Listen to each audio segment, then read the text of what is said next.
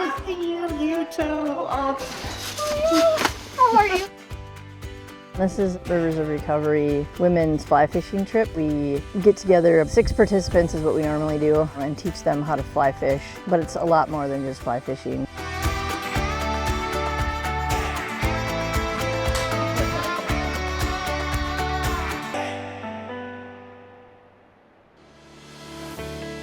It's all women-led, women participants, women staff, women guides. We keep it all women to be able to give our ladies a safe place. I really haven't talked to any veterans after getting out of the military, so it was fun to be with a group of, especially women veterans, because you're more comfortable around them. I was nervous and excited at the same time. In the military, I was working with males for the most part, so didn't have many girlfriends. And so going on a fishing trip with females was out of my comfort zone, in fact. But once I had gotten there, just felt like home. There's such a difference when you get a whole group of women all together. Our experiences in the service are definitely different than co-ed. It's not that it's any worse having like male groups around us, but something about this group is completely different. We had hired guides out of Hayward Fly Fishing, and they were male, and it was great. We had a mentor, Jeff Butler, and he said, "Hey girls, wouldn't it be great if you could be the guides as well?" We got a donor that paid for us to go to guide school in Idaho. Close enough. All right. Okay. This is like their chance to try something that they've never tried before and to be able to have it taught to them by women. I've taken to fly fishing myself. And the calm and peacefulness that comes from fly fishing, and we want to share that. Nature is such a healer, and that serenity under the sky and on the water and the beauty that surrounds you, it's healing for anyone.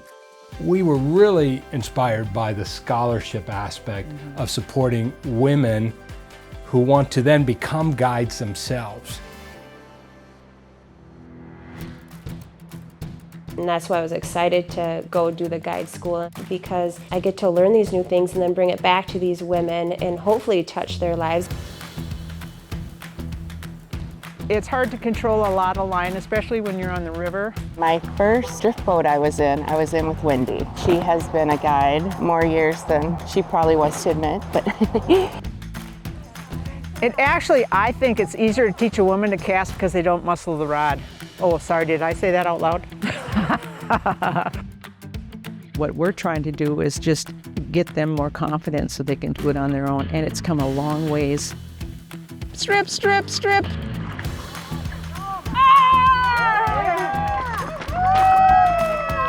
she made me sit down and just look at the river. And when I did that, this calmness comes over you, so I was hooked. While he's still alive, let's do this. Having all women staff and women guides gives a safe place to feel more confident. We don't let them do much of anything as far as, you know, the cleanup or the cooking. We do everything so that they can just be relaxed and pampered and finally have a moment of peace that they probably haven't had in 20 years, possibly, you know, between taking care of family or friends or whatever. They just don't relax. I just suddenly met these women veterans, and they were into fly fishing. And they says, well, you know, we're a part of the Rivers of Recovery. I'm not so sure about this. I don't get out much. I don't socialize. There's so many people that, you know, don't necessarily respond to the common ways of therapy and healing. They get out into nature and they're able to relax their brain. I decided to go on this fly fishing trip, and it was just 14 months ago, actually, that I did this. I almost turned around on the highway a couple of times because I just was nervous. I didn't know what I was really looking for. I didn't know what I was getting into. I didn't know if I could do it. The reason why I didn't turn around and go back home was because I was new here, and I realized I was going to be new everywhere, and I needed to start. I knocked on the door, Bunch of lady veterans in there, laughing, having a good time. The first time Teresa came, she called herself the creep in the corner, but she's super quiet. But everybody in the room just seemed like they'd known each other for so long, but they'd only known each other 20 minutes, maybe an hour. Which is what happens with a lot of our ladies. It's hard to get them to even show up to our events, and once we get them there, just let them realize that it's a safe place. Suddenly I felt a little more relaxed, a little more like, you know, I can do this. I'm always in a hurry, and I just slowed it down, and all of a sudden, the pike came out of nowhere. Even by the end of the first event, like, you know, it's like somebody put a quarter in her and we couldn't shut her up. The humor that came out of her that we did not expect, you know, and now she comes to every event, even if she says she has to sleep on the cot, she doesn't care.